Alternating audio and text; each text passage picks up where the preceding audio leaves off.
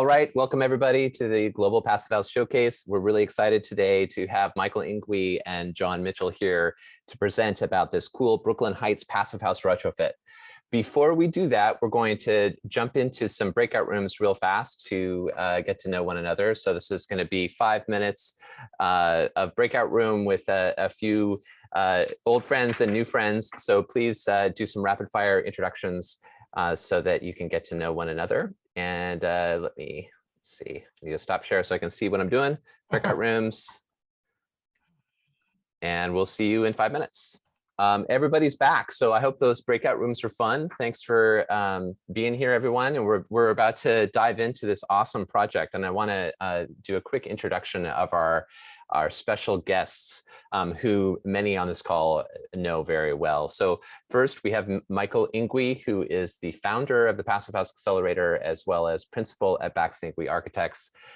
He's a mover and shaker in the passive house world and an expert of passive house retrofit work, and we'll get a glimpse, another glimpse into that whole world as well.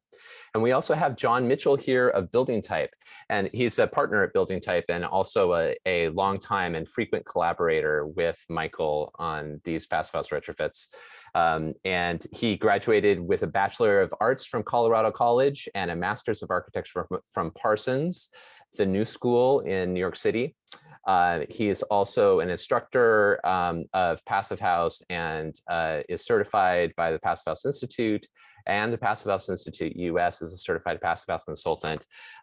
He works with Ed May there at Bldgtyp and is the kind of the brains behind all sorts of projects. So we're very excited to have him here as well. With that, I would like to hand it over the mic to Michael and to John. Thanks, Zach. I will share my screen, hopefully really well. You can see it now? We're good? Great, great. So thank you very much. Michael Ingui from Baxt Ingwy Architects, also with the Passive House Accelerator, working with Zach, who's made the accelerator what it is, Zach and Sydney and team. I'm excited to be talking about this project. It's a fun one. And it's fun for lots of reasons. For those of you who don't know our office, we do a lot of work outside of the city. We do a lot of apartments, but we do a lot of townhouse work, a lot of brownstone work, both in and out of Manhattan. We're looking at some other projects outside of the city as well, which is fun. And what's fun for me in this particular case, if anybody was on Friday's Engine 16 tour, where it was kind of Amy Fiala's baby, but I was still talking a little bit. This one's Frankie Fiala's baby. They both work for us. Yes, they're married. Yes, they met in our office. And all 4 of the projects on this screen are projects that Frankie's been involved with. And there's actually 2 or 3 more now that Frankie's on. So he's on a lot of our passive house projects.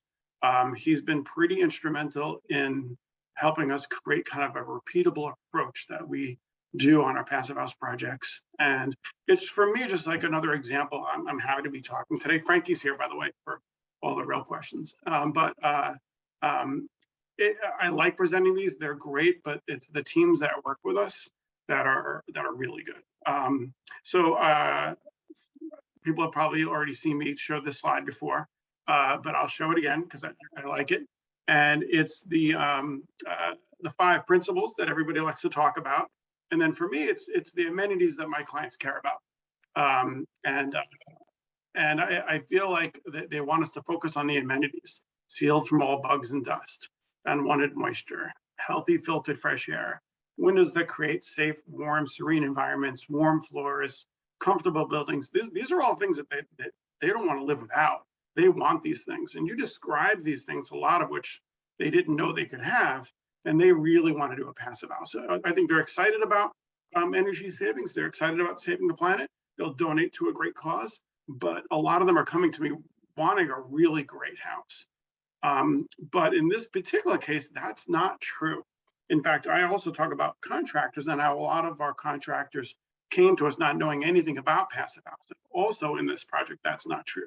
This is one of the first projects that came to us where the client, who's our first team member there, not only came to us wanting a passive house, knowing what a passive house was, but actually also introduced us, which we already knew Jose from Jay's Custom. They've been doing passive house, or Jose's been doing passive house longer than I have. And so we worked with Jose and Chris. You can see Chris in the yellow in the background there. Jose is kind of right in the foreground. This is actually a student tour that was being done with one of the local colleges. But this client knew what they wanted. They knew what they wanted. They wanted a passive house. They came to us wanting it. If we hadn't done it, I don't think we would have gotten the job. We've got a great team. You can see the rest of the project team. But in this case, the client was also really heavily involved in the design.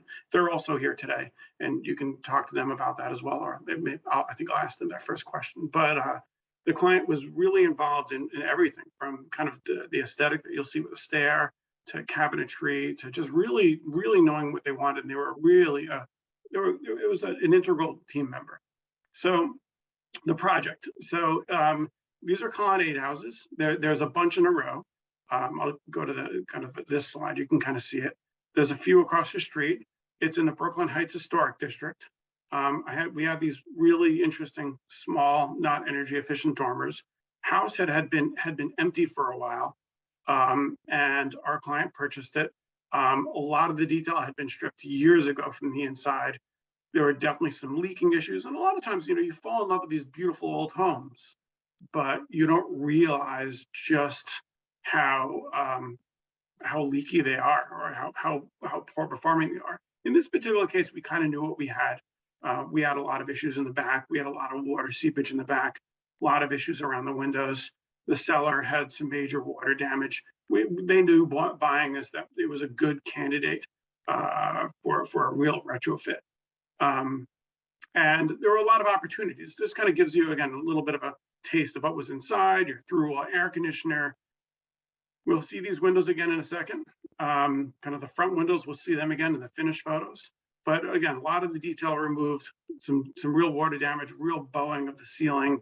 The roof joists were in pretty rough shape. So what's nice is we have clients who purchase a house not knowing they were going to have to do a lot of work. In this particular case, not only did the client want to do the work, but they knew what they were getting, which was really helpful. This is that same window. And this happens to us all the time. The project can look incredibly intact in this photo. It can be beautiful. The trim's gorgeous. The crown's there. And when we open it up, and people want to know why their windows are so leaky, a lot of times it doesn't have anything to do with the actual window. There's no insulation here. I mean, there's a lot of structural issues here. So we fixed it all. We parged it all. John will get into that a little bit more. But this is kind of what we're looking at. And in terms of design, this is in a landmark district. It had some additional floor area available, but there's no way Landmarks is going to let us put an addition at the top. We did a small one in the back. But in New York City, one of the interesting places that we like to do a lot of work, and again, this client came to us with this idea as well. They knew they wanted to kind of create a really fun space down here. So they've been really integral in the designs. But these spaces give us a lot of benefit and a lot of real possibilities of what you could do, especially in a landmark project. So what do I mean by that? So here's a section of the house. Here's the existing rear yard. Come in the front door, pretty much on grade. You walk out pretty much on grade. A lot of water damage here. Here's the existing cellar. Here's the new rear addition that we did. Doesn't come too far out, but sometimes just that amount of feet makes all the difference in the world on the parlor level, where there's kitchen, living, dining. But what we did is we carved out a lot of the yard, and it creates a really highly functional space down in the cellar. It's still a cellar, it's a rec room, but it's a great rec room, and it's a space that the whole family can kind of hang out and have fun. Here it is from above. You can see, again, this is in a landmark district. In fact, these slides come out of that landmark public hearing. So you can see the yard here. You can see the yard in this particular case. This yard has already been dug out a little bit as well. By the way, passive house wise, you can see the air conditioners on this roof and the air conditioners on this roof, which is real. Again, these are just renderings beforehand. But the actuals result in something like this, where here's that same before, here's that same after. You can kind of see the terracing of the yard. The deck provides some real good shade. It also provides a great place to be in the rain.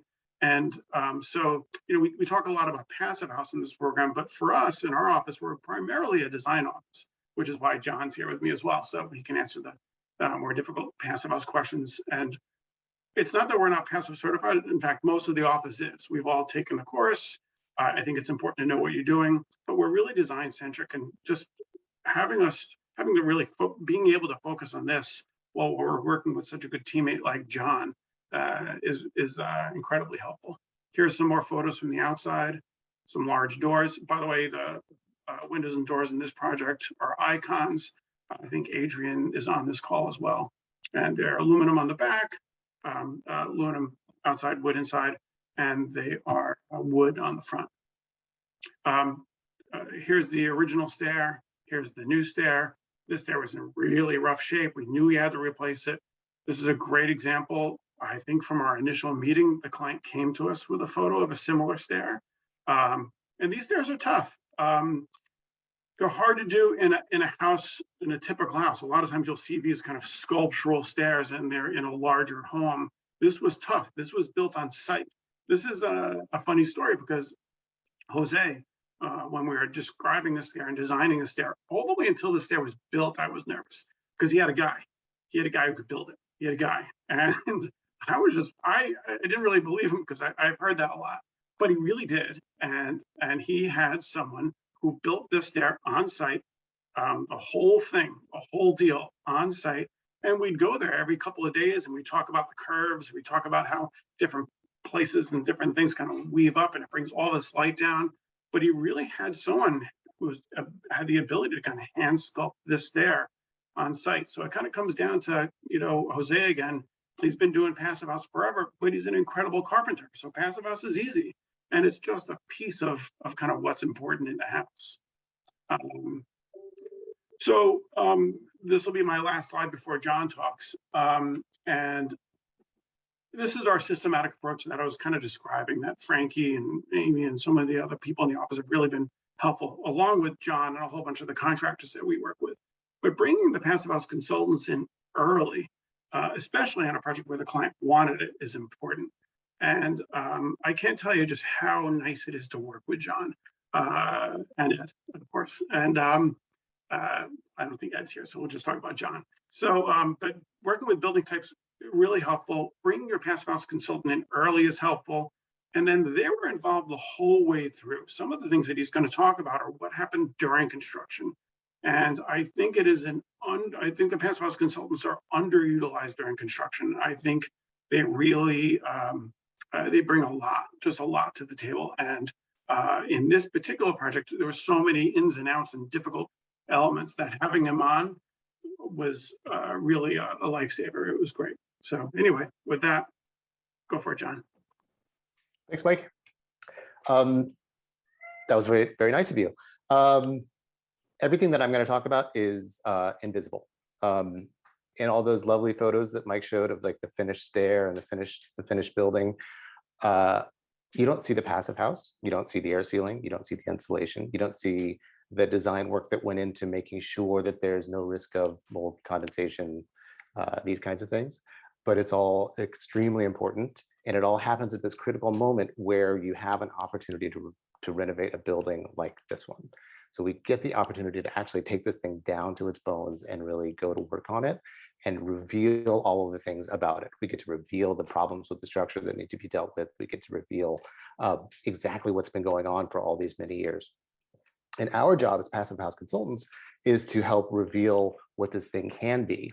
And part of that is to sort of make real, make visible things like energy flows, things like moisture, things like ventilation, and things that are not usually available to people. People don't normally see them or experience them. So our job is to bring all that stuff to the fore, and we do that by first building an energy model of the building, and then taking all of that data, which is also quite opaque, and bringing it out into something that people can understand. And so one of the first things we do is have a meeting where we present a full report of the modeled building results and work through with as many of the stakeholders as we possibly can, all of the possible versions of the building that we want to look at. We'd love to have at that meeting the architect, we'd love to have the owner, the builder, the mechanical engineer, structural engineer would be great. Anybody else you could think of, we want to have them at that building, at that meeting, so we can actually begin to craft the direction that the project is going to go. So we present options for airtightness, we present options for insulation, window and door products, all these kinds of things. And at the end of that meeting, ideally, we come out with a plan. And our plan will be for this project to pursue an interfit renovation. Next slide, Mike.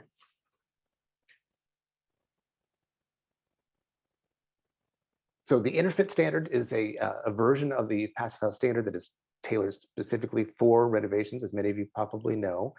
And it's a performance-based standard. So we don't have a sort of prescribed R values or air tightness. Well, air tightness is prescribed. We don't have prescribed R values or window performance.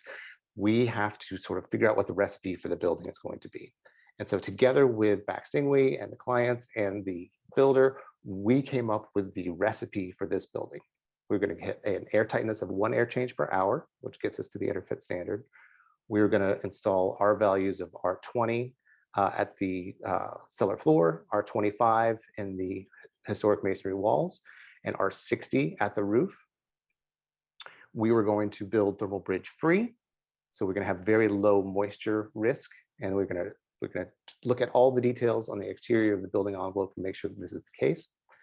We're going to install high efficiency mechanical ventilation, and we're going to install high quality windows and doors, and we're going to install them well.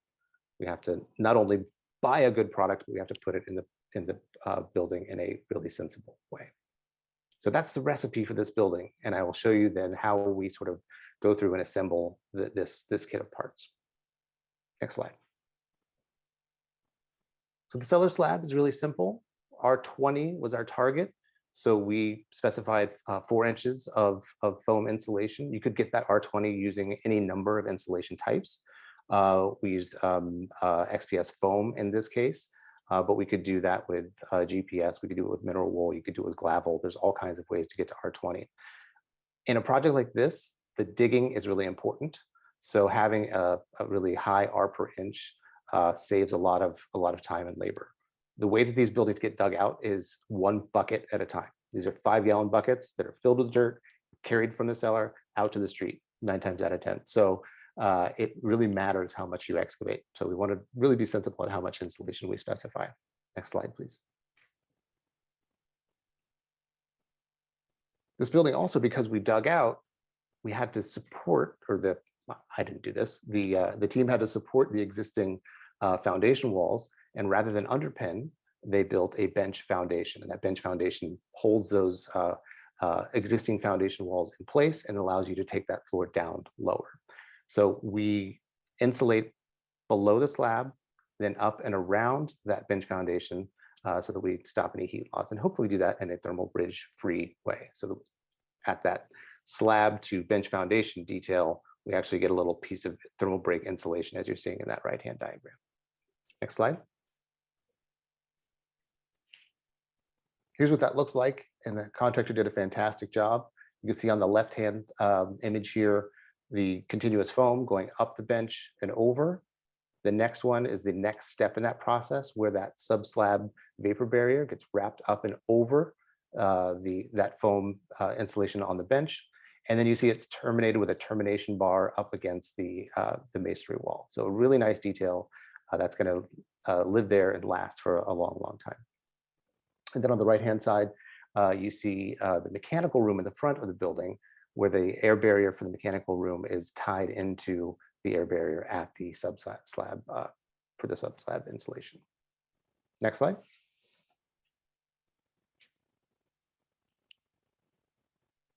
So for the existing masonry walls, front and back, we first have to take care of all that brick that Mike showed the pictures of, right? We have to repair all that. We have to do repair any damaged brick. We have to do tuck pointing in some spots.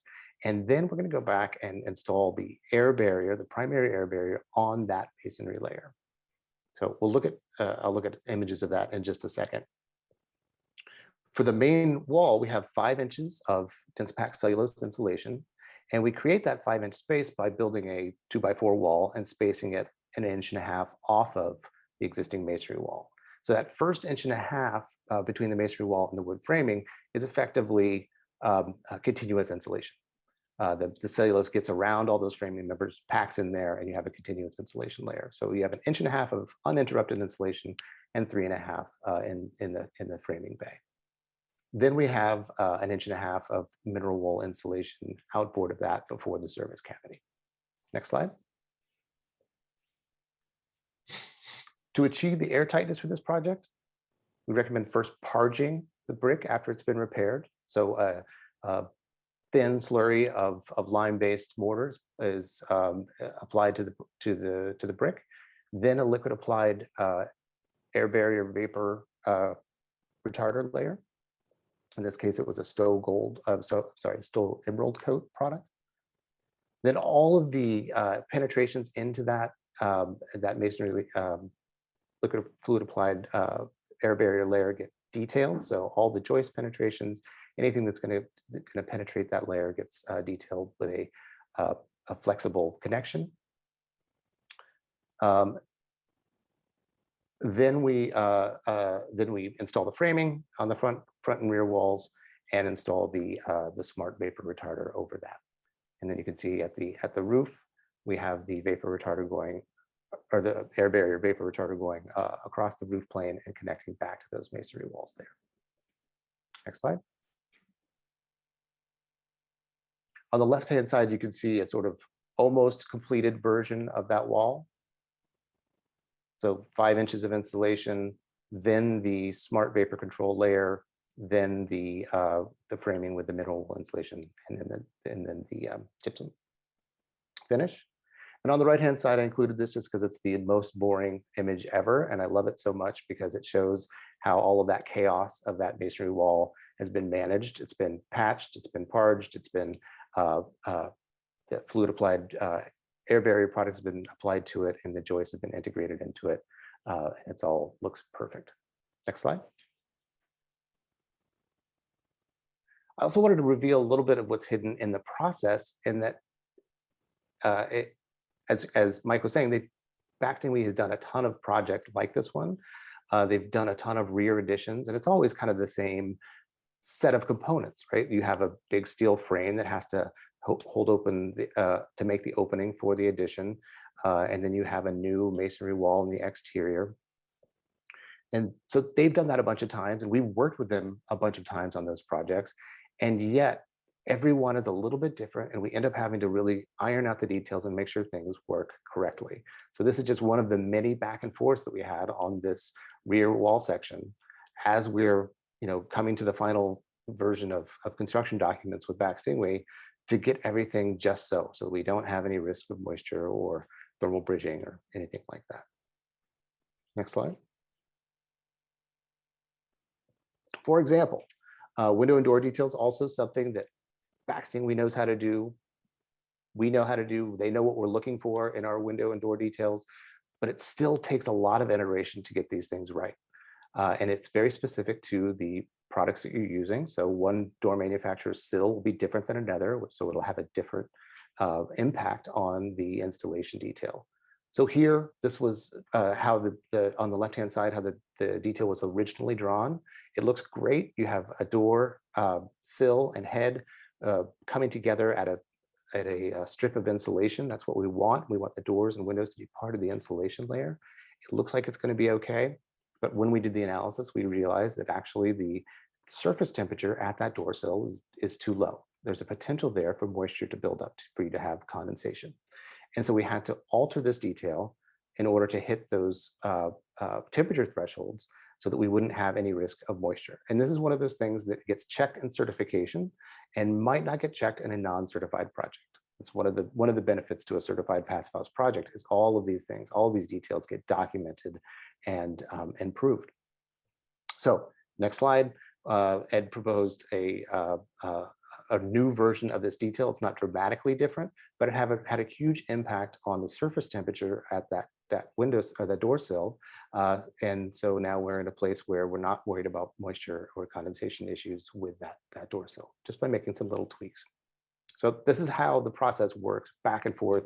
A lot of this happens during construction, just because that's the way it goes, because conditions are being revealed as we're going along, and we can only address them as they come up. So there's a lot of sort of hands-on work as the project is being built. Next slide.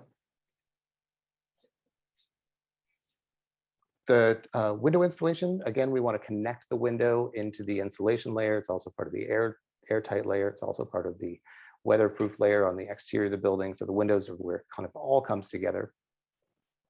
For this project, it was not too challenging. We have a 2-wide brick wall, and the window sits essentially in the insulation layer of that of the framed wall that we've built behind that, and so that performs quite well.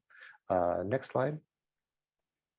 At the jambs, we have the benefit of that sort of 2-inch roughly pocket that used to be the place where the window weights lived, and we can use that space, as we do on most of our projects, to bring the insulation layer into the window installation and connect the two things together. So instead of installing that window right up against the brick, which would be a terrible thermal bridge, we can use that weight pocket and insulate up to and around the window.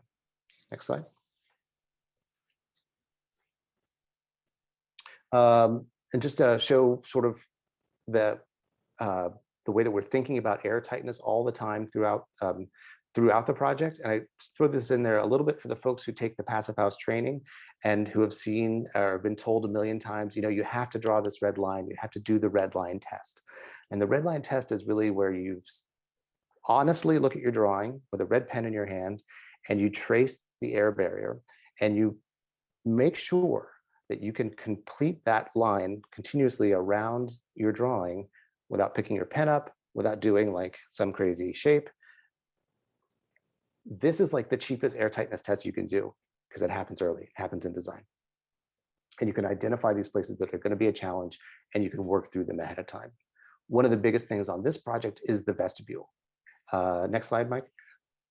We've got a beautiful historic door, and you can see this is actually post-construction. This is as it probably looks close to what it looks like today. And you have this historic door that has to look like all of the neighborhood historic doors. So we're not going to change that, but it's very leaky and it has single pane glass. And so we need to bring the envelope into the vestibule door, which is easier said than done.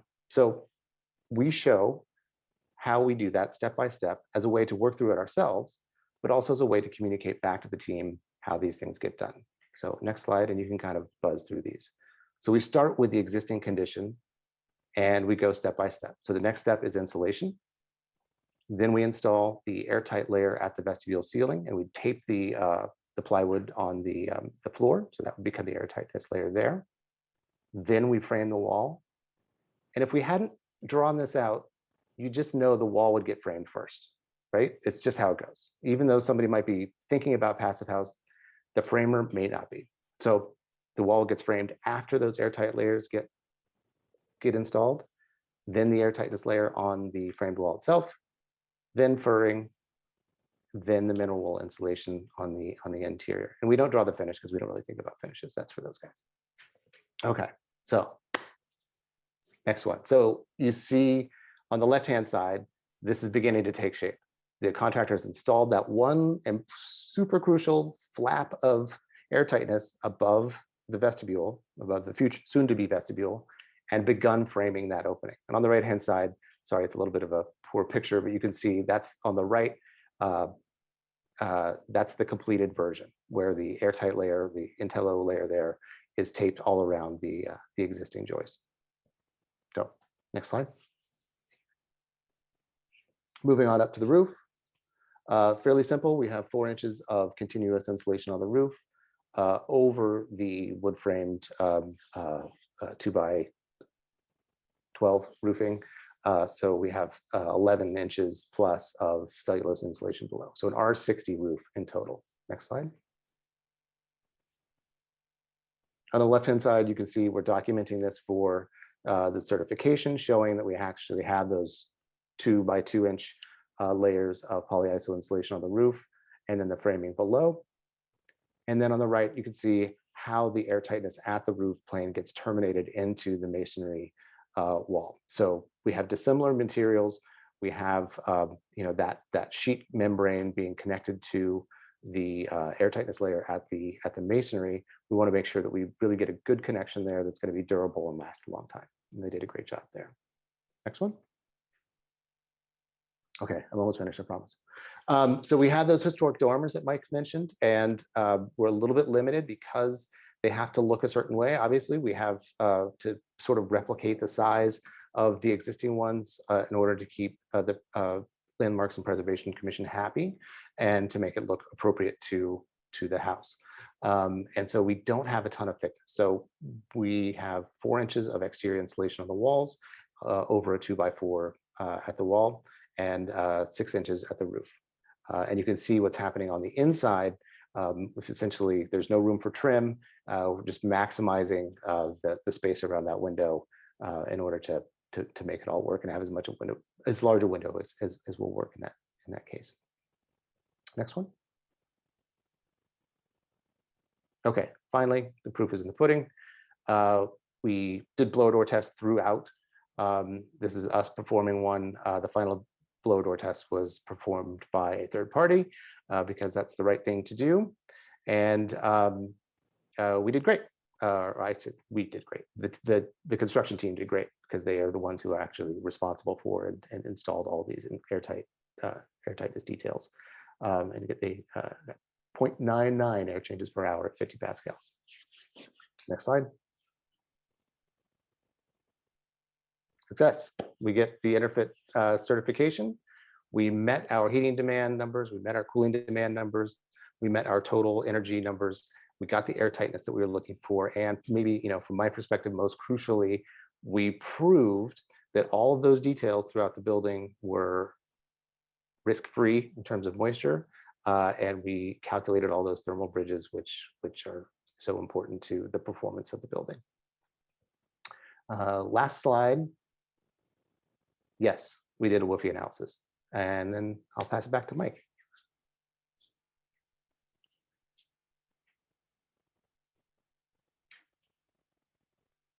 I know I'm muted. Anyway, I had to do that.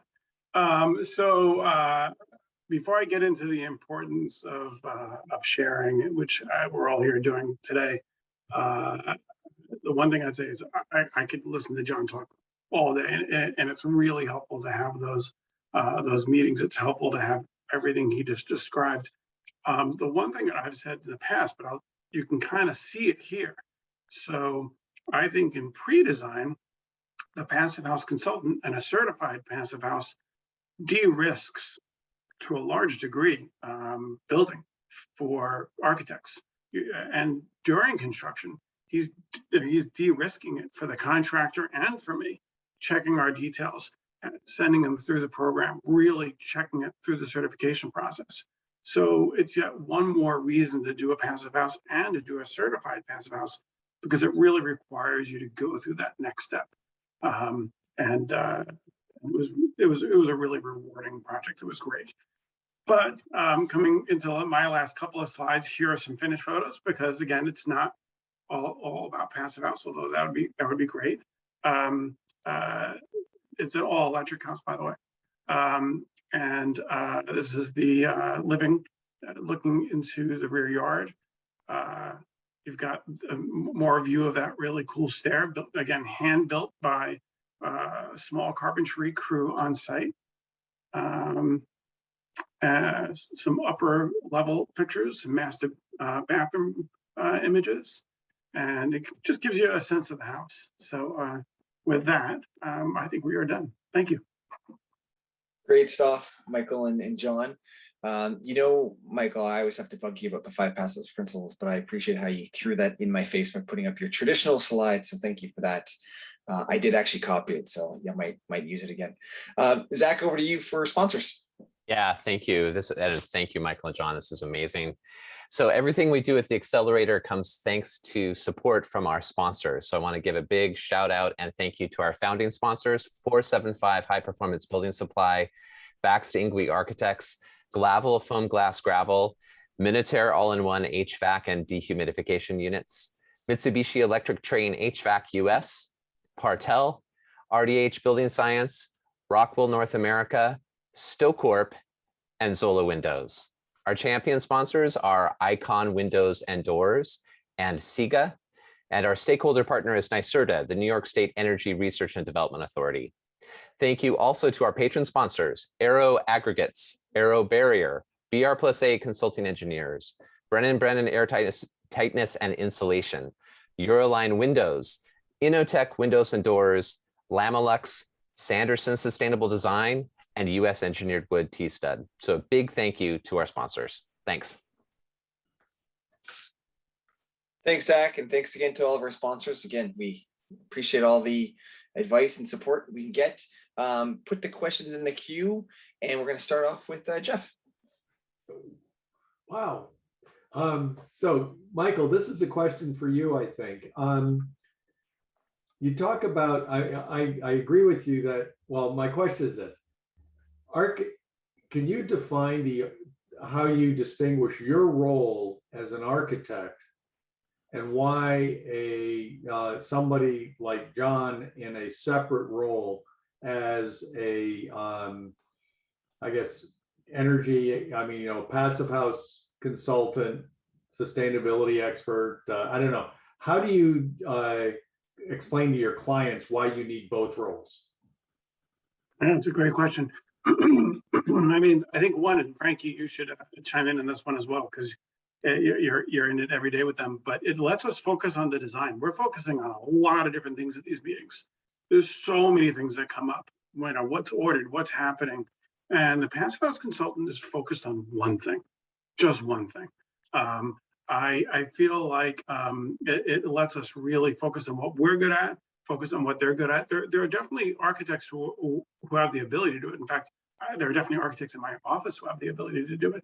But it really, it lets us focus on it. I'm also a massive fan of third-party verification. I want to be checked continuously, right up to construction. Then afterwards you can be quiet. But right up until I want every opinion in the universe. I think it's helpful. I don't know if Frankie, that would be your answer as well. I mean, this is your baby, so. Yeah, I mean, yeah, design is definitely the foremost thing in our eye. And the joke that I make is that I might not know the right answer, but I know who to call. And that's where John and Ed come in. You go, John. By the way, I had to, in full disclosure, John trained me. And vice versa. John trained us too. Yeah, I was gonna say, Jeff, he's probably, there's a few that are here tonight that probably fit into that group. So thanks, Jeff. Appreciate all the questions. Mr. Scott Kennedy, over to you. So when we blow cellulose, we seem to need to compartmentalize each piece of it. And I was wondering, when you have that assembly against the brick wall, and you've got basically a continuous inch or inch and a half gap behind the studs, how do you isolate each of those cavities somehow? How do you do that? I don't think typically, and maybe Kevin's on, he could jump in here because he's somebody who blows insulation all the time. But we're looking at like 20 feet wide, broken up like 57 times. And so we don't end up with a very big cavity ever. So that may be part of it, is that we are able to just get away with it. But I do understand what you're saying. If you have, the entire, if it was an unbroken 20-foot by 10-foot wall, you'd have a tremendous amount of volume to fill to try to dense pack, and that would be very difficult. So you could certainly, use, a little fin of gyp or really anything to create, 4-foot bays or something like that. Whether or not that's necessary in practice, I don't know, and hope that somebody who does it every day could jump in and say. I mean, don't the studs themselves that are spaced 1 inch off that brick kind of create the bay? Because I'm just thinking about when they drill all those little holes, they kind of do every bay and they kind of fill them, and that 1 inch allows the insulation in those bays to kind of connect and create that continuous across the facades. How many times do they go vertically in a bay? How many holes do they do? Every 2 feet? Yeah, maybe quite a 3. bit. Yeah. Oh, quite It's a a lot bit. of holes, yeah. So, and then you're patching the Intello as soon as after that's done, you got to go put a patch in all those holes with the, I assume with some Tescon tape or something. Little bits of Exactly. tape, little 4 inches of tape everywhere, yeah. I think Kevin on a Tech Tuesday, I think Kevin's got to do this live. Yeah, that'd be good. I think so. Hey, it's always good to get Kevin involved. Didn't we see him in a couple of those border photos? Yeah, he was around. He did the final. And I guess Scott, your second question is the my Intello thing. So go ahead. my second question is just this building envelope question dealing with condensation in a warm roof assembly where your vapor control layer is now your Intello and there is no venting above, right? So you don't have any way to breathe to the outside. And you do have, I think your assembly had about 4 inches of rigid, and then you really had your structural surface, which is where you're worried about the condensation happening. Mhm. And then you had about 10 inches or something of blown cellulose. I tried to get that assembly passed just, like every week. And we keep coming back. I've actually got one built that way. In fact, I've got one built that way without the Intello. And we're monitoring it in Vancouver and it's fine. And you got to have a lot tougher climate than we do in New York. You got more humidity and you got colder temperatures. I mean, I have a heck of a time getting any of our consultants to go for that. And I'm wondering, how did you settle on that you trust the Intello that it'll do the job? Well, to be honestly, it's more that I entrust that 4 inches of insulation above the assembly. Yes. And then we look at that sheathing temperature, depending on the thickness of insulation below. And as you say, if you've got that 4 inches, technically speaking, if you're keeping that sheathing at the right temperature, let's say 45 degrees Fahrenheit over the coldest 3-month period, which is actually written into the code now, so you could point to that. Well, is that what it says in the US code? 45 F for the coldest 3-month period. Oh, okay. We don't have that here. And that's, I think that's coming from the building science folks. That's Right. their stuff getting incorporated into the code there.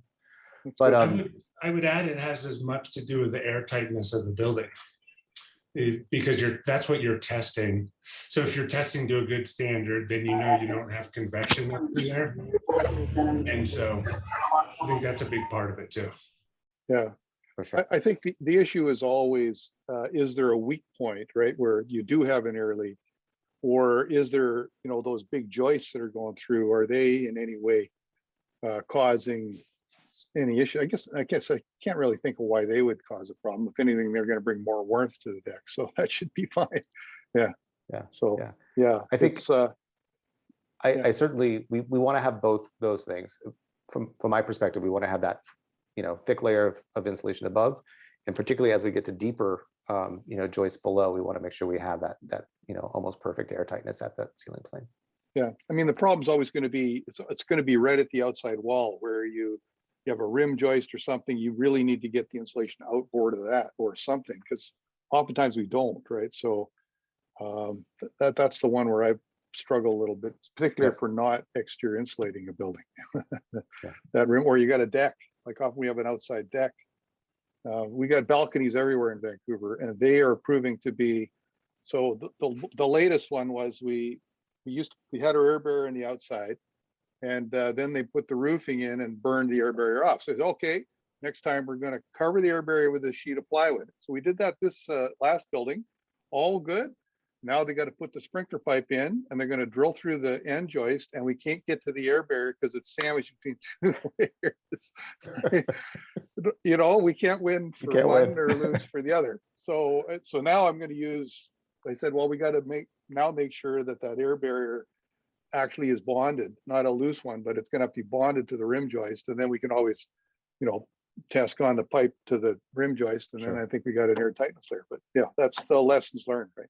Well, Scott, it sounds like you're inviting me out to another one of your projects. So yeah, I'll coordinate you. I'll give you a phone call. And RDH is working on another daycare, and so I think we'll get them trusted. We're working on it. Okay, but let's do it, please.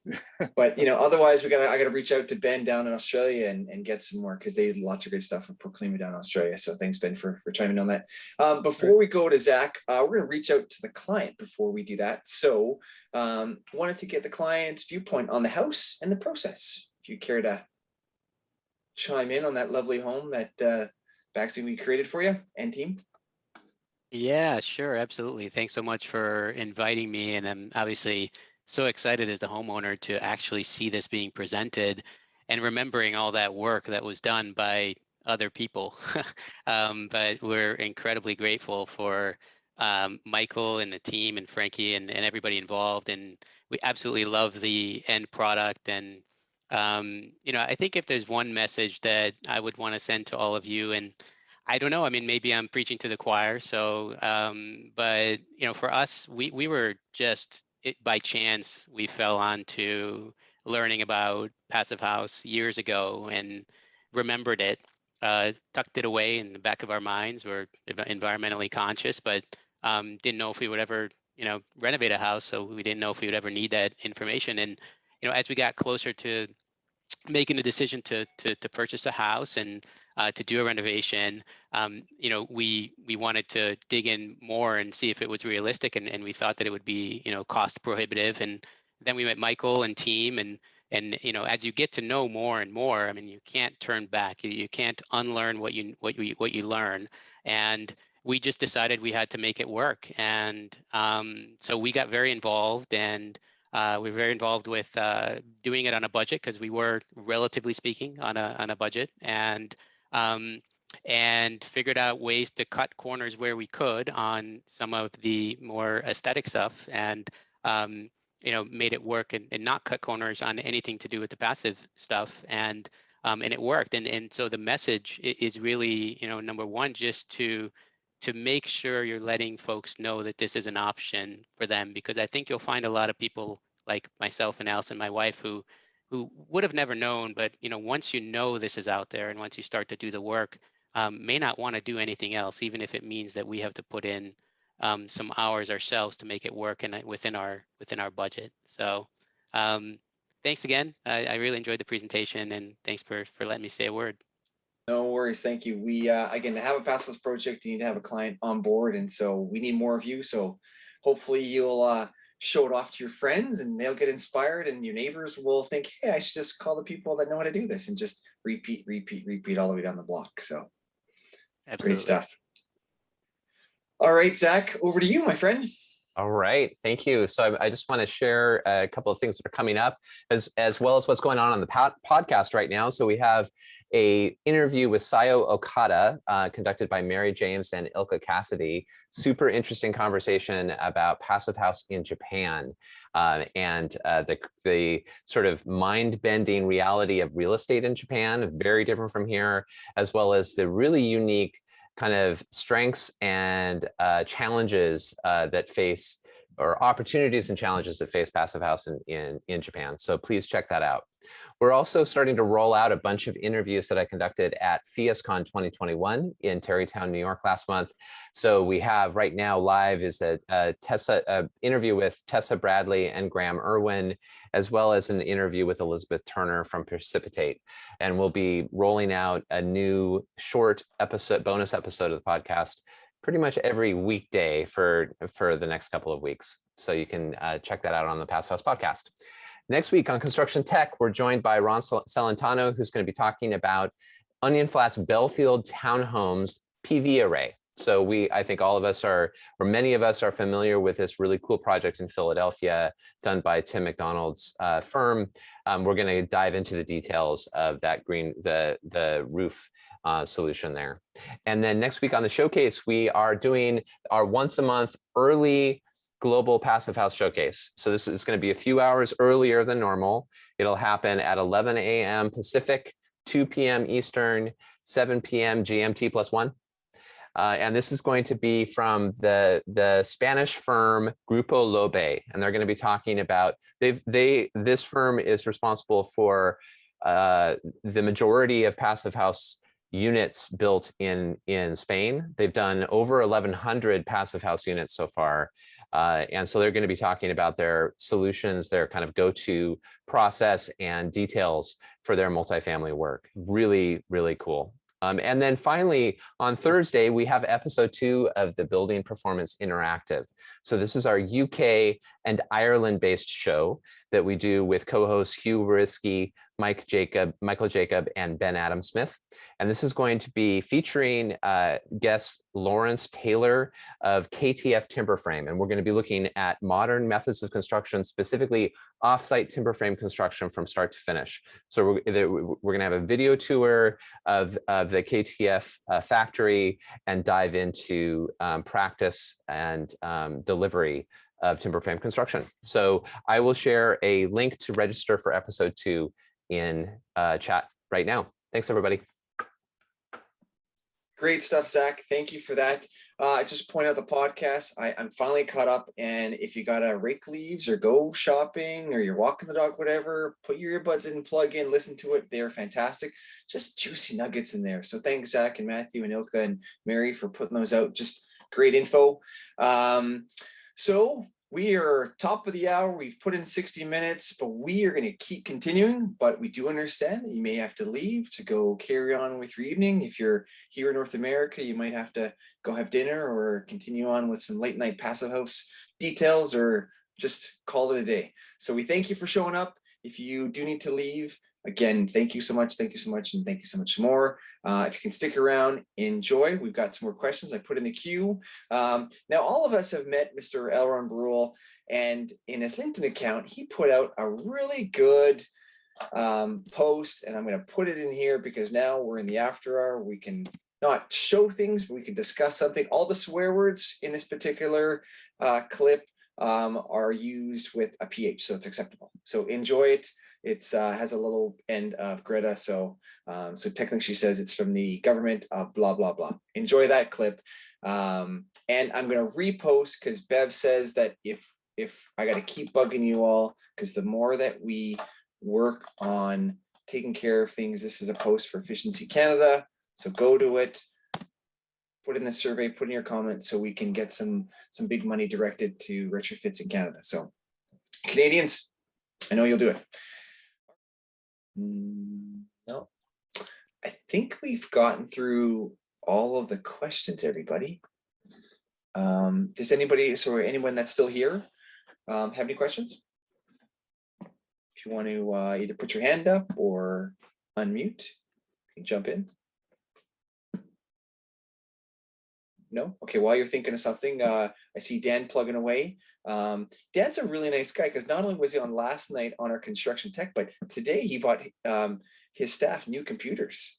So I did see that, and I was like, okay, I might have to talk to him next week about how they are, because I need a computer upgrade. So Dan, you're a scholar and a gentleman, as our friend Bob Kelly would say. So gotta keep people working. That's it. So again, thanks for joining us again tonight. As I can tell, you're multitasking. I can't wait to see the latest creation of the Bundle Design Studio. So good stuff. Again, big week next week. So Wednesday, just make sure you got your time scheduled for one here on the West Coast. Make sure you got your second or first cup of coffee ready for the early start. Lawrence, want to go ahead and ask the question?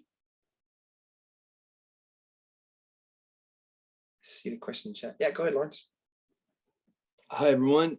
My name is Lawrence. I'm relatively new to Passive House. I'm a student, and I know that this is not a group of beginners, so feel free to pass on this. But I was just wondering about if someone could shed light on the need for insulation in a below grade basement.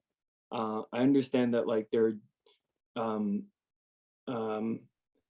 that that we can get a good amount of like neutral temperature heat from below grade. So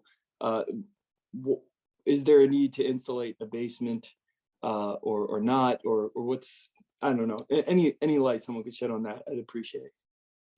No worries, Lawrence. Well, I'm gonna give that to where'd John go? To John, because this is kind of like his realm of things. And remember, Lawrence, we're all new at this too. Like my learning curve is still a vertical line. Like I'm waiting for it to come over, but this is why I show up to every Tuesday and Wednesday, because I want to learn more. And if we can get through all the mistakes, we all learn together, we all scale up faster. So appreciate you coming. But you know what, Lawrence? The bad news is, or maybe the good news is, next week, you need to bring a friend. So call whoever you got to do, get them here next week, because we need more of you. And the students, more the merrier, because if we get you this young, whew, we're going to conquer the planet pretty fast. So, and the planet needs us. All right, John, over to you. Sure. So the earth is warm if you're really cold. But let's say, typical ground temperature is somewhere between 45 or 50 degrees. In the wintertime, it's probably colder. And I don't know where you are, but I'm in Brooklyn. It's probably 45 or so, the ground temperature. And we like our buildings to be, I don't know, 68, 70 degrees, something like that. And heat's going to go from a higher temperature to a lower temperature. So we're going to lose heat to the ground all winter long because of that temperature differential. So I want to put some insulation between me and the ground. Now, of course, that's not as much temperature differential as I'm going to see between the outside, the air. So I don't need to put quite as much insulation, but I definitely want to put some insulation there. And in addition to that, stopping the heat in the winter time, I also want to make sure that I'm keeping that basement slab or that basement wall relatively warm in the summertime, because I don't want that 50-degree ground temperature coming into my building and cooling that wall, and having that wall be at a place where it can condense water. So it's in both seasons. It's going to help you, but there is some buffering that happens from the earth, and so you don't need quite as much insulation. How'd I do, building science folks? Lots of thumbs up. Well, and again, when we look at the 5 passive principles that Michael never wants to say, because I kind of like it too. It's kind of like Passive House Fight Club, where we just don't talk about the principles. We just talk about amazing benefits. And if you haven't seen the Passive Accelerator website lately, go to the benefits. You're going to see this lovely design of 12 benefits. Great to share it, because Zach and the team there at the Accelerator have allowed it, so you can just take it and put in your presentations and help promote things. So Lawrence, if you want to learn more, default to the amazing website that Mike is on, I guess phase 3, and again, it keeps getting better and better. So great resource for you and the rest of your team. Sorry, I got distracted. I didn't check the chat. I think we are all up to date, everyone. If we don't have any more questions for oh, sorry, Mark. You had your hand up. Go ahead. I just want to say John's answer was incredible, but Lawrence, with you being new, what is your take on what John said, and just your feedback? Because when other people learn, then we know if the message is right. John is one of the great messengers out there, but I'm really interested in your feedback, Lawrence.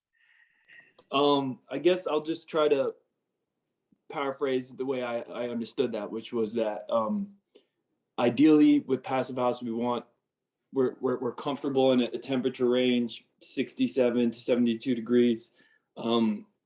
Geothermal in the winter, below grade, we're not going to have that temperature. Maybe we'll have 50 degrees, 40 degrees. So it's better than above grade outside environment, but it's still below our comfort. So we want to insulate it. We don't need to insulate it as heavily, because above grade, but there's just less of a difference in temperature. And we also want to keep out condensation. So that's another reason why it's important to insulate. So insulate, but not that much. And also depending on, I guess, where you are geographically, some people are messaging me, thank you for that, about depending on where your house is, that need will change. Honestly, Lawrence, great stuff. Deserves a round of applause, Sean. Yeah, on the I spot. agree. You know, honestly, Lawrence, we'll get you signed up teaching the Passive House program now. Where you are, I'll get some attendees and we'll get you signed up. It's great. And for the record, what just occurred happens to me with John every day on site. So I'm always, I'm like, what would I do here? And I should know, of course. And you know, maybe I get it right. But it's just so nice to have someone to continuously ask the question to and have it soak in. And I'm always amazed at just how many different conditions we wind up having. I'm a big fan of trying to create these like systematic details. They can all be system. It never works. It's always a new condition, and it's good to have you on, John. And for the record, I don't do these presentations without John or Ed because I really need them. So. Yeah, honestly, John, you know, you and Ed, if we can somehow clone you, man, you guys would be the first ones I'd want to clone because Ed's working on it. That's why he's not. Yeah, of course he is, because he's got nothing else to do. Yeah, of course. So yeah, Lawrence, if you can take away the 5 Passive House principles and just again, you know, the whole idea of sweater, you know, and you're probably mom or dad when you asked them when you were young, hey, can we turn up the temperature? And they said, go put on your sweater and your slippers and your toque or beanie to you guys down the States. You know, we're just doing that to our buildings. So, and I like how you did use the word, it depends. I know you probably didn't mean to do it, but yeah, that's a phrase we do say a lot in the Passive House because if, you know, things, it just depends and you default to the model and the model tells you the answer and then you tweak it some more and play around and do fun stuff. So again, thank you for joining us. We need more newbies, rookies in the marketplace. So I don't know how you found us, but just tell all your friends. And again, we are accepting everyone because we are all learners, new and old, regulars, newbies. We're in this boat together. So can't thank you enough.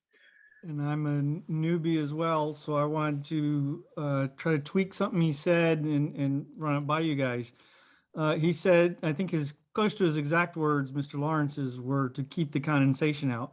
From my point of view, generally the condensation, the moisture's already in the building and you're trying to keep the surface temperature above a point where it would condensate on it. So keep the surface temperature of the slab above the dew point of the air. That's right. Yep. I'm with you there. And again, that's, you know, the air barrier is so important because the air has vapor and the vapor, if that gets into your wall, then there's a chance of condensation. So the less vapor or air getting into your wall, the less chance that if there's a dew point, it goes from vapor to our lovely bulk water. And there's many people talk about what's a big thing about our buildings, keeping bulk water out of our buildings, ideally from, you know, good overhangs and that, but inside, keep things where they need to be. So great presentation. Oh, Jeff, thanks for firing your hand up there. Over to you. So I just had one, I think that one of the things that I always find interesting is that the structure of our, well, building buildings is a complex problem and you need a lot of specialists to do it. And I think one of the biggest challenges we face is that we all have to work together because and I'm a systems engineer, so I look at the optimizing the entirety in the system as opposed to everybody optimizing their own little piece. And I feel like most of our industry is busy optimizing their little piece and thinking that that's satisfactory.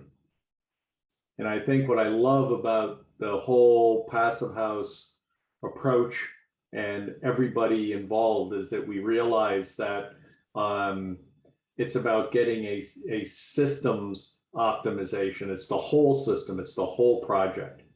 And thank you, Michael. Thank you, John. Thank you, Sean. Thank you, everybody who's on this, Zach, everybody who is striving for that, because that's what we need more of. Thanks, Jeff. And just again, we got a Mr. Steve on board today. And again, he put a good link in there.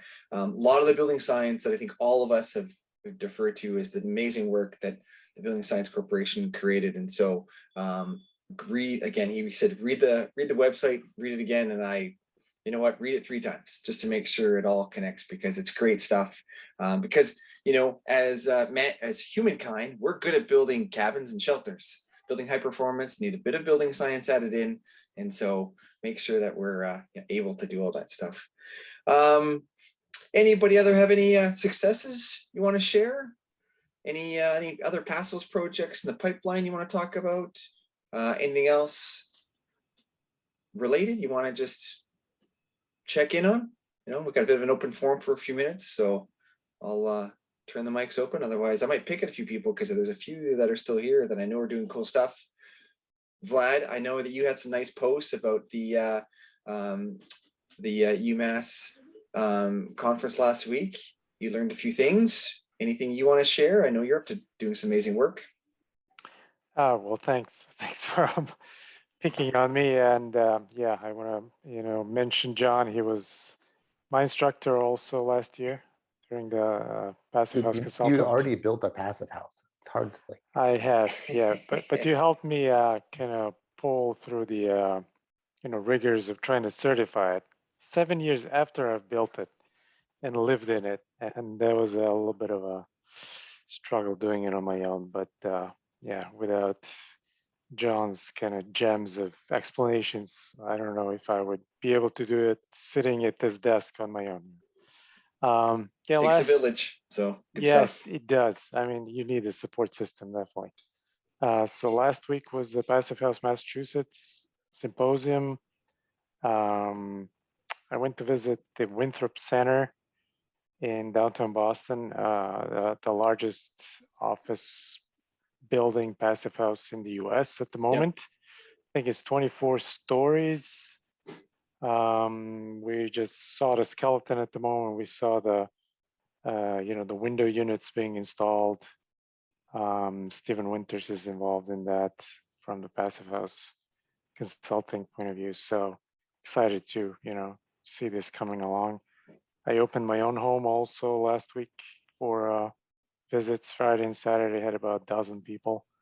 Hopefully some of them will turn into some business, but we have to wait and see.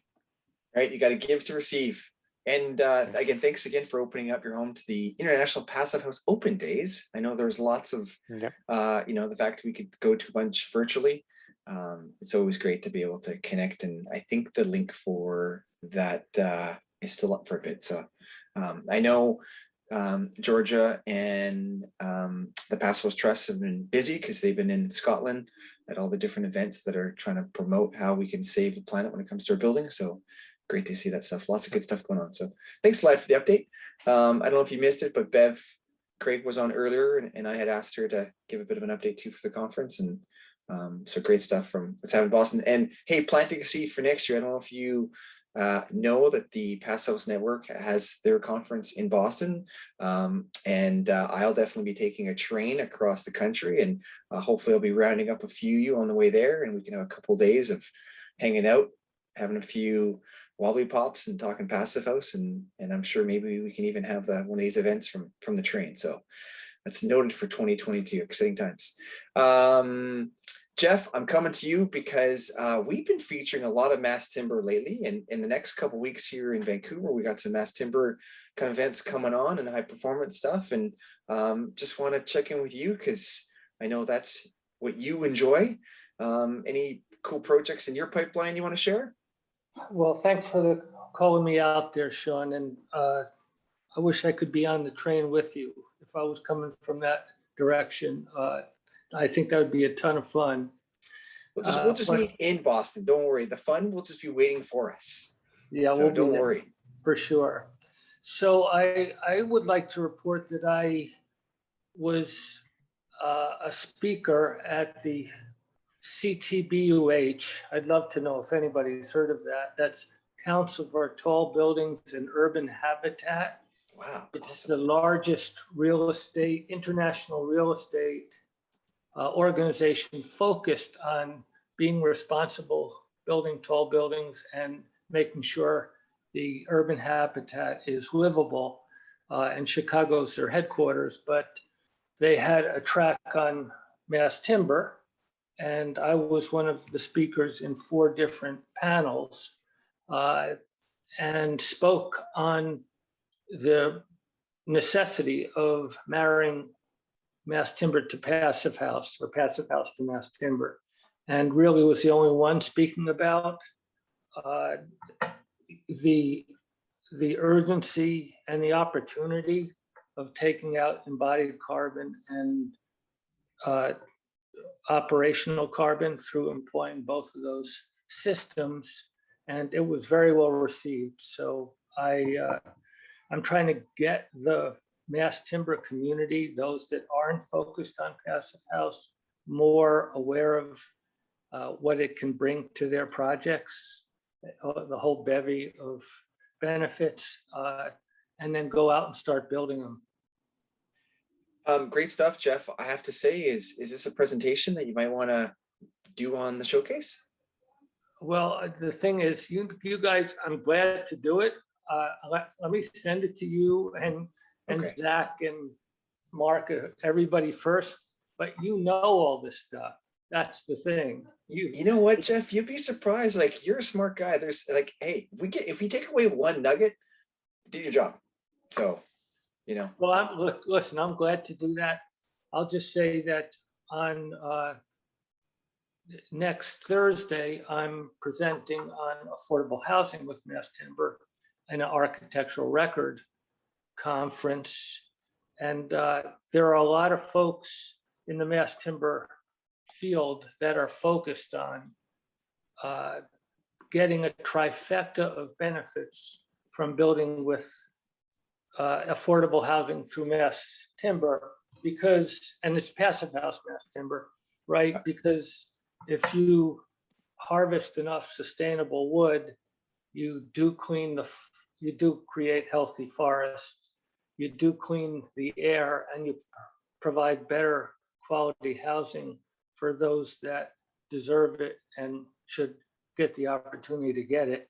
And so this is the kind of thing it's vital, given the tremendous never-ending shortfall of affordable housing all over the place. So those are the messages that I'm working to get out. And I had spent some time with Zach at the conference in Terrytown, got to meet him. I got to meet Michael, fortunately. It was great. It was great. And, you know, look forward to presenting once we get going or at the right time, our Mass Timber Passive House Affordable Housing Project in, excuse me for that, in New Haven, Connecticut. Great stuff. Honestly, great stuff. Thank you. No, again, you know, there's a lot of you that come on and you ask great questions, and sometimes you're just there enjoying stuff. And I know you've got great things to share. And sometimes you're just shy because you've been working hard all day and just want to get more nuggets of Passive House knowledge. But again, I think all of us are leaders in what we're doing. In a lot of cases, we become educators. And some, like in Lawrence, I'll poke you just because you're still hanging out here, is you kind of, like, as the client said, you can't unlearn what you learn. And then all of a sudden you absorb enough of it, and then people think highly of you, and then they ask you to teach what you learned, and then all of a sudden you become educators. And everyone that kind of shows up at some point will be teaching this stuff, even if it's to family or to a friend. You just, again, it's just end up being educators. So we need more of it. Mark, over to you. I just wanted to ask Lawrence, for perspective, what climate zone or what city are you in? Because there's probably someone on the call here that's close by you. I believe it's climate zone 4. I'm in New York City. Oh, well. Yeah. There you go. If you missed it. Yeah, sorry, go ahead, Lawrence. I've been shadowing Kevin Brennan for the past month with his airtight and insulation work. You couldn't get a better mentor, my friend. So I feel blessed. You're being led astray. I'm so sorry, Lawrence. Hey, Lawrence, Don't believe are you related? Are you related to Stephen D. Simone? Okay. I don't believe so. I don't know Stephen D. Simone. Lawrence, I have one tip for you. When Kevin asks you to get the left-handed manometer, don't listen to him. Just go get the right one. It's fine. There you It'll go. still work. I'm right here, guys.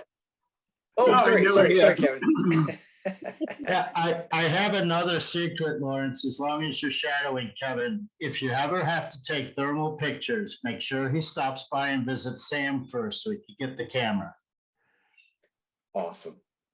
You know, again, side note, ask him what the story is about, because we bring it up a lot on Tuesday Construction Tech. But it's good times. I can't share an inside joke. That there's a really good photo that we use a lot in Passive House, and Kevin thinks that he took it with his camera, but it was actually Sam's camera, and we teased because Kevin, you know, wants it to be his.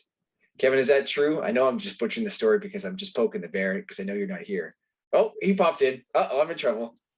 It's all right. The story is, I was working for AEA and I had the thermal imaging camera, and Sam called me up on a very cold winter day. That thermal imaging, can I borrow it for a few hours? I said, sure. Smart tools in smart people's hands make all the difference. Sam went out, he shot the project, stitched it all together, put it all there, and then yeah, that's it. Beautiful image. I've seen this on TED Talks, every website throughout the world about energy efficiency and the change. It doesn't say Kevin Brennan or AEA anywhere on there. It was our camera. Just a little credit would have made a difference. Mr. Sam McAfee. Oh, sorry, Kevin. We still love you, Kevin. Thanks. One day. Hey guys, if you don't mind if I hop in, I'm just going to make a really quick announcement. So I'm speaking from NYPH. I'm a member of the board, and I just wanted to announce that there is an event next Thursday. Should I share my screen really quick? Yep, you can. Okay. Amy, put it in the chat as well. Oh, okay. Yes, I can do that. So it's a product showcase. We've been trying to do these every couple months or so, or weeks, and Andreas Benzig has been really good about organizing these. So anyway, it is a virtual event, and it's not tomorrow, but next Thursday, November 18th.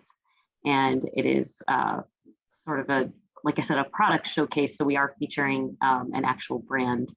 Mitsubishi will be speaking on their products and the difference of their air source heat pumps. So I will put that in the chat. If you'd like to register, please join us.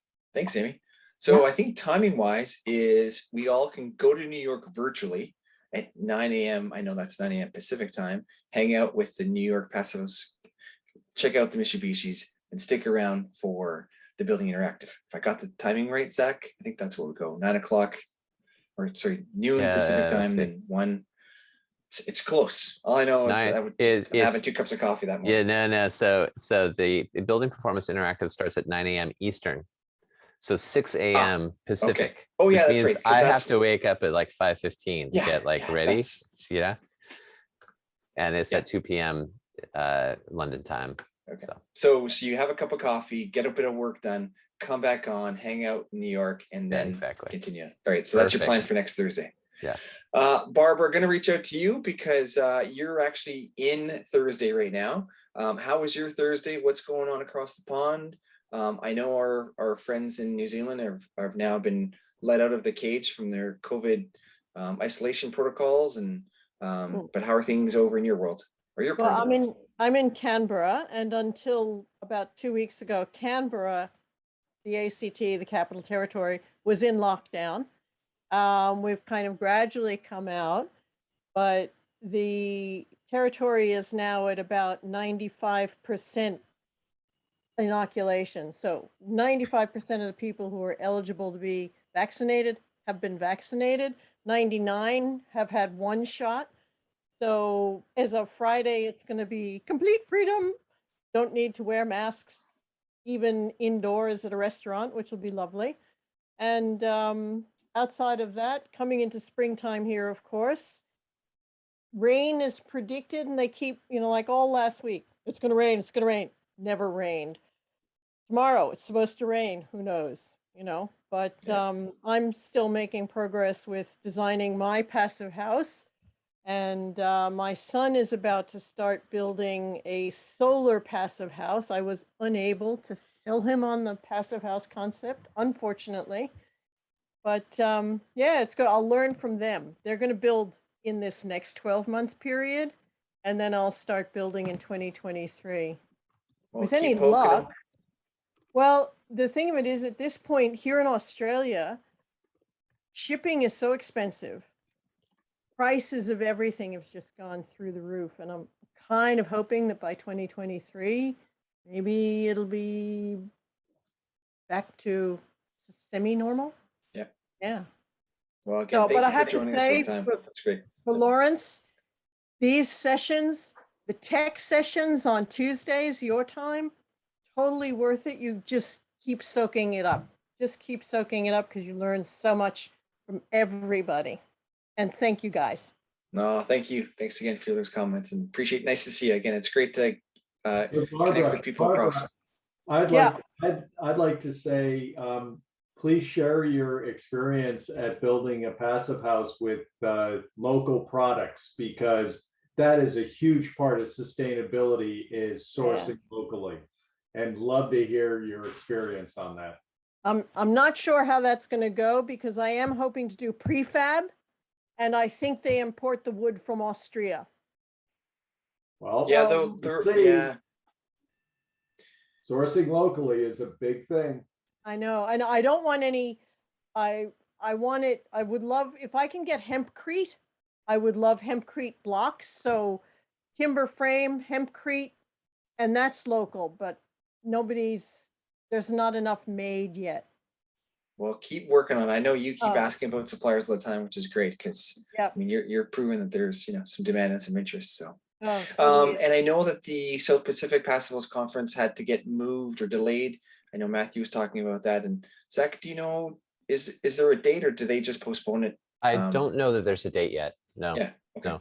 You know that on the podcast for the episode next Monday, which we just did the recording for the intro and outro today. The topic is, or the guests are we're doing prefab with Styco, actually. So so not just apparently Styco now has a whole factory for doing prefab walls. And in the conversation, they brought up the fact that just a vast majority of the wood that is being used in construction in Australia is imported, like 80% or something like that. So their perspective was that, I mean, they would prefer obviously to be doing prefab locally, but at least they're being as efficient as possible with the process. So they're only shipping what they absolutely need, which is ultimately the finished wall. So it was an interesting perspective and challenges there. Well, and sorry, Mark, 50 second, but just so everyone is aware, in North America, I mean, 60% of all the lumber is coming from BC. So, again, just understand where all your products are coming from. And then again, understand the whole embodied carbon aspect of material distances. And I mean, that's one kind of good thing about LEED is they tried to put that 500 mile or kilometer, depending on the units you want to look at. But, it's good that you get a bike rack with it too, right, Mark? Over to you. I can't remember the article. Someone here might. It's not really well surfaced. It's like the James Brown blower door video, but I believe, Barbara, the first prefab ever built was actually constructed in the UK and shipped by boat to Australia, so that it could be up and running for someone's child or something that was going to be going to school or residing there. I believe that was the very first prefab ever. It'd be hard for me to run through all the stuff that I do to find it, but I believe it was 15 something. Yeah. I believe like 1580. Yeah. That would make sense, Mark. I mean, like, again, the Sears Roebuck catalog was, late 1890s, early 1910 for those at least 30 years where they, you could buy a magazine, buy a prefab in North America, and it came from the UK, and little kit house, again. That's absolutely where I grew up in the Bronx. Behind me, there was a house that everybody called the Sears Roebuck house. Yeah. Because it was a prefab. Yeah. Again. But do you realize the irony of the Sears Roebuck catalog houses is that the catalog had a higher R value than the walls?